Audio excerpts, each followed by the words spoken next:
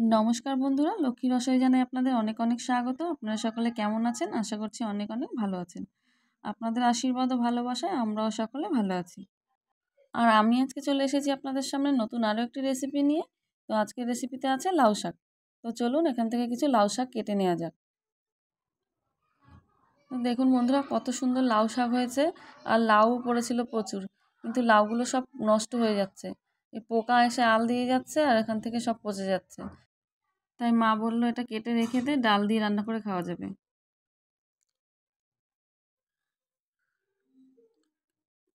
এখানে আসার পরে কয়েকদিন লাউ শাক খাওয়া হয়েছে, কিন্তু ভিডিও করা হয়নি। তা আজকে ভাবলাম একটু ভিডিও করি। তো দেখুন, বাবা আমার কাছ থেকে ছুরিটা নিয়ে নিতে চাইছে, বলছে তুই কাটতে পারবি না, তুই সব লাউ হয়েছে সেই ডগাগুলোই কেটে নিবি। তা আমারও কাটতে ভীষণ ভালো লাগে, আমি তাই ছুরি দিয়ে নিজে থেকেই কাটতে শুরু করে দিয়েছি। আর যেই ডগাটা কাটতে যাচ্ছি সেটার মধ্যে 3-4টে করে লাউ রয়েছে। আর ছোটো বোন ওর বাবা দুজনে মিলে ক্যাচক্যাচ ক্যাচক্যাচ শুরু করে দিয়েছে। 2-4টে লাউয়ের ডগা কাটার পরে বাবা বলছে আর কাটিস না। তা আমি বলছি এতগুলো লোক যদি বেশি করে না কাটি তাহলে হবে না তো। কোন ডগাটা যে কাটবো কিছুতেই বুঝতে পারছি না, সব কটা ডগাতে লাউ পড়ে রয়েছে। এই জায়গাগুলো তো জঙ্গল হয়েছিল, মা ওগুলো পরিষ্কার করে দিচ্ছে, আবার নতুন করে সব সবজি লাগাবে গরমের।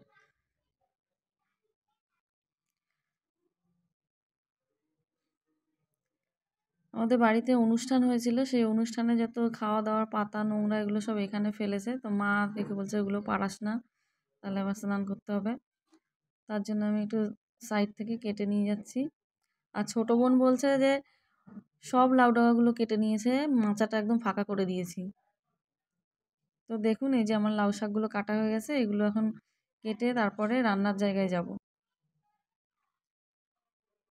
সত্যি সত্যি প্রত্যেকটা ডগাতে কত সুন্দর দেখুন লাউ পড়েছে ছোট ছোট।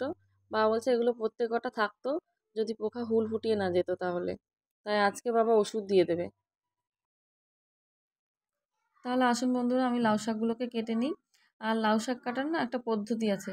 লাউ শাকের এই আঁশগুলো ছাড়াতে হয় না, লাউ শাকটা সবসময় আঁশ শুদ্ধ কাটতে হয়, তাহলে রান্নার সময় টক হয়ে যায় না। লাউ শাকটা আঁশ ছাড়ালে বেশি জাল হলে টক হয়ে যায়, তার জন্য আমরা আঁশটা না ছাড়িয়েই কাটি। আর এটা না আমি জানতাম না, এটা আমি আমার শাশুড়ি মায়ের কাছ থেকে শিখেছি। আর আজকের রান্নাটা খুব সহজ পদ্ধতিতে করব, দেখতে থাকুন আপনারা।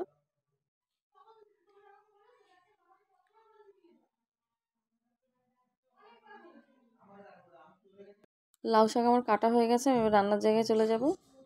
কড়াই গরম হয়ে গেছে, কড়াইয়ে তেল দিয়ে দিয়েছি। এবার আমি কাঁচা লঙ্কা চেরা দিয়ে দেবো।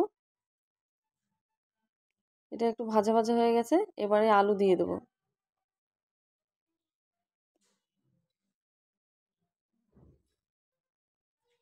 লঙ্কার সাথে আলুগুলোকে খুব সুন্দর করে ভেজে নেব।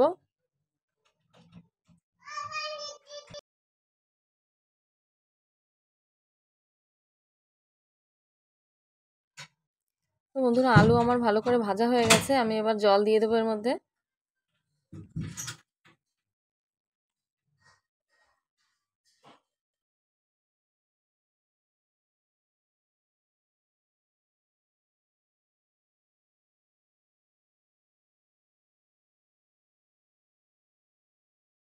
এবার এই ঝোলটা ফুটে উঠলে তারপরে আমি শাক দিয়ে দেবো।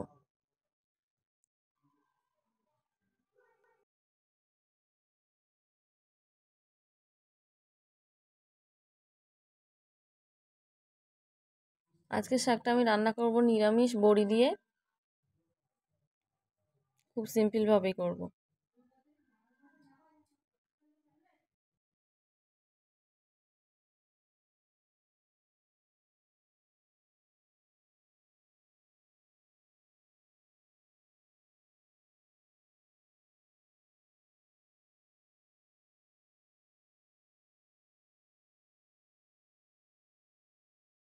শাকের মধ্যে একটু লবণ কম হয়েছে, আমি আর একটু লবণ দিয়ে দেবো।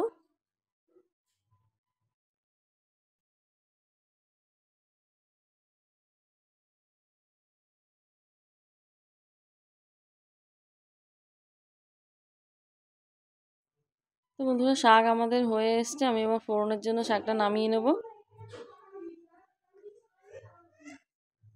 শাকের ফোড়নে আমি রাঁধুনি ফোড়নটা ভীষণ ভালো খাই, কিন্তু আমাদের এই বাড়িতে রাঁধুনি কেউ খায় না, তার জন্য আনাও হয় না। তো এখানে আমি জিরে ফোড়ন দিয়েই করব।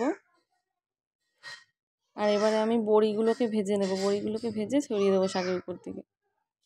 বড়িগুলো যেহেতু আমার একটু ছোট ছোট, তার জন্য বড়িগুলো একটু পরেই দিচ্ছি।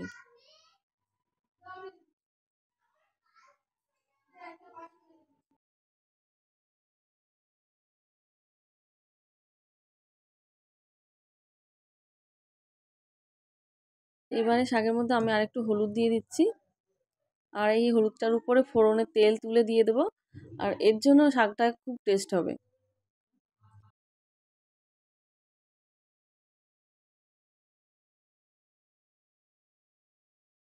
তো ফোড়নটা আমার উঠে গেছে, আমি এবার এখান থেকে তেল তুলে দিয়ে দেবো। অনেকে শাক রান্না করলে শাকের মধ্যে কালার হয় না ভালো, তো আমার মতো এরকম হলুদ দিয়ে ফোড়নের তেল তুলে দিয়ে দেখবেন শাকে খুব সুন্দর কালার হবে। আপনারা একবার আমার মতো এভাবে সিম্পলভাবে করে শাক খেতে পারেন, দেখবেন খুব ভালো লাগবে খেতে।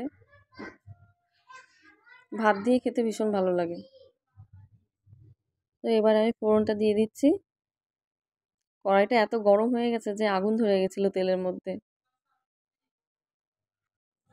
দেখুন বন্ধুরা, রান্নার পরে শাকের কালারটা কত সুন্দর হয়েছে। হলুদটা ওইভাবে একটু শাকের মধ্যে লাস্টে যদি দেওয়া হয় না, তাহলে কালারটাও খুব সুন্দর হয় আর টেস্টও খুব ভালো হয়। তো দেখুন আমার শাক রান্না করা হয়ে গেছে। আপনাদের যদি এই রান্নাটা পছন্দ হয়ে থাকে তাহলে অবশ্যই একবার ট্রাই করে দেখবেন। আর আমার সাথে থাকবেন, লাইক কমেন্ট শেয়ার সাবস্ক্রাইব করে আমাকে এগিয়ে যেতে সাহায্য করবেন। তো আমার আজকের ভিডিওটি এখানেই শেষ করছি।